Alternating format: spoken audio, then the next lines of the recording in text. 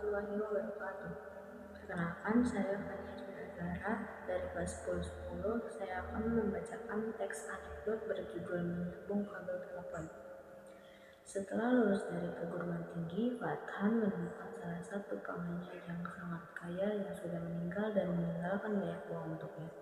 Jadi dia memutuskan untuk mendirikan agen perumahan sendiri. Fathan menemukan kantor yang bagus.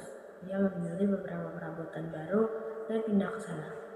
Dia baru berada di sana selama beberapa jam ketika dia mendengar seseorang datang ke pintu kantornya. Itu pasti pelanggan pertamaku, pikir Fathan. Dia segera mengangkat telepon dan berpura-pura sangat sibuk menjawab panggilan penting dari seorang di Jakarta Utara yang ingin membeli rumah besar dan mahal di daerah tersebut. Pria itu mengetuk pintu masuk dan menunggu dengan sopan sampai Fathan menyelesaikan percakapannya di telepon. Kemudian pria itu berkata kepada Fathan, "Saya dari perusahaan telepon dan saya dikirim ke sini untuk menyambungkan kabel telepon Anda."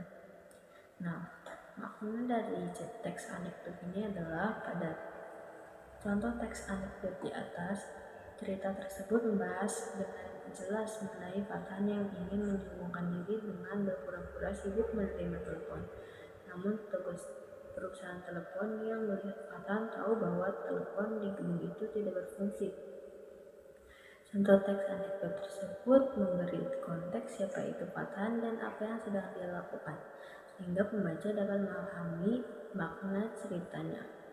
Hal yang bisa kamu pelajari dari cerita ini adalah untuk tidak berusaha sombong dan mengetahui situasi yang kamu hadapi.